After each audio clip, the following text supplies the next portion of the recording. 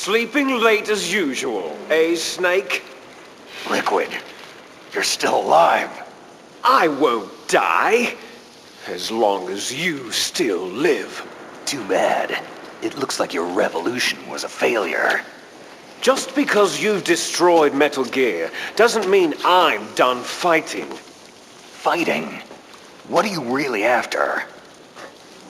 The restoration of the era when warriors such as us lived as we should. That was Big Boss's fantasy. It was his dying wish. When he was young during the Cold War, the world needed men like us. We were valued then. We were desired. But things are different now. With all the liars and hypocrites running the world, war isn't what it used to be. We're losing our place in a world that no longer needs us. A world that now spurns our very existence. You should know that as well as I do. After I launch this weapon and get our $1 billion, we'll be able to bring chaos and honor back to this world gone soft. Conflict shall breed conflict. New hatreds will arise, and our own biosphere shall steadily expand. But as long as there are people, there will always be war. But the problem is balance. Father knew what type of a balance was best. Is that the only reason? Isn't that reason enough for warriors such as us? I don't want that kind of world. Ha! You lie! So why are you here then? Why do you continue to follow your orders while your superiors betray you? Why did you come here? Well, I'll tell you then. You enjoy all the killing, that's why. What? Are you denying it?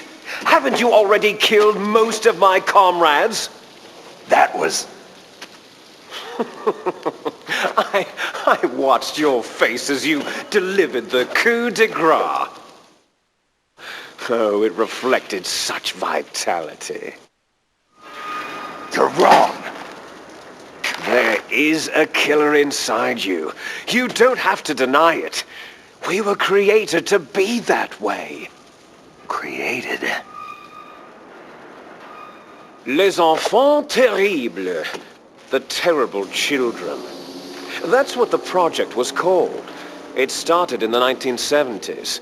Their plan was to artificially create the most powerful soldier possible.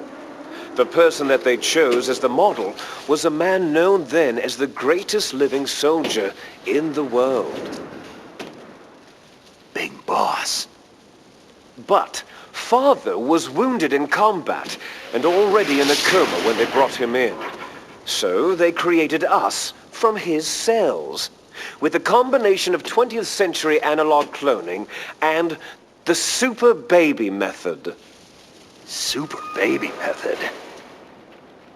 They fertilized an egg with one of Father's cells, and then let it divide into 8 clone babies. Then they transferred the clones to someone's uterus and later intentionally aborted 6 of the fetuses to encourage strong fetal growth. You and I were originally octuplets. Octuplets? Yes.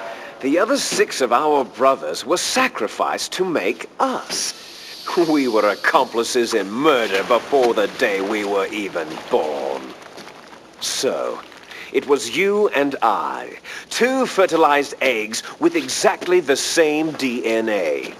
But they weren't finished yet. They used me as a guinea pig to create a phenotype in which all of the dominant genes were expressed to create you. I got all the recessive genes. You took everything from me before I was even born. But you and I aren't his only children. What? The Genome Soldiers. They too are his progeny, carrying on his genetic legacy. But unlike us, they carry it digitally.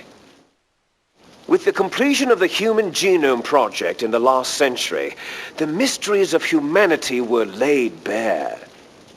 Thanks to Father's DNA, they were able to identify more than 60 soldier genes responsible for everything from strategic thinking to the proverbial killer instinct.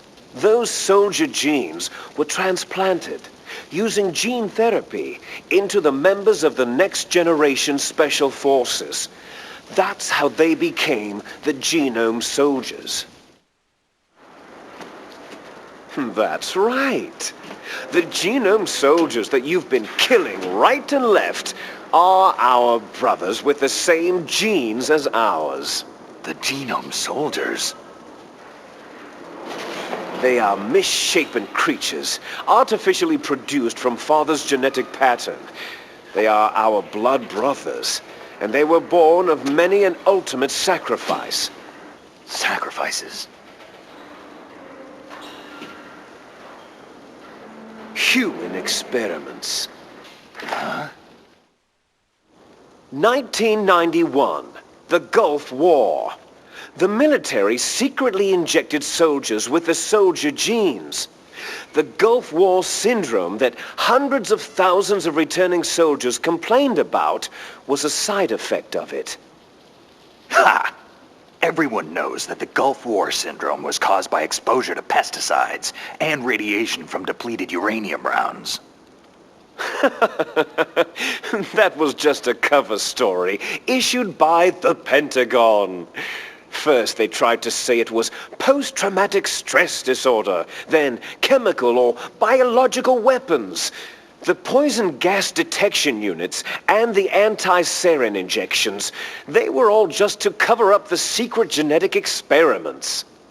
So then, the so-called Gulf War babies that have been reported by Gulf War veterans are... Yes, they too are our brothers and sisters. So the Genome Soldiers mean that the experiments were a success? Success? Don't be a fool. They're a complete failure. We're on the verge of extinction. What? Have you ever heard of the asymmetry theory? Nature tends to favor asymmetry.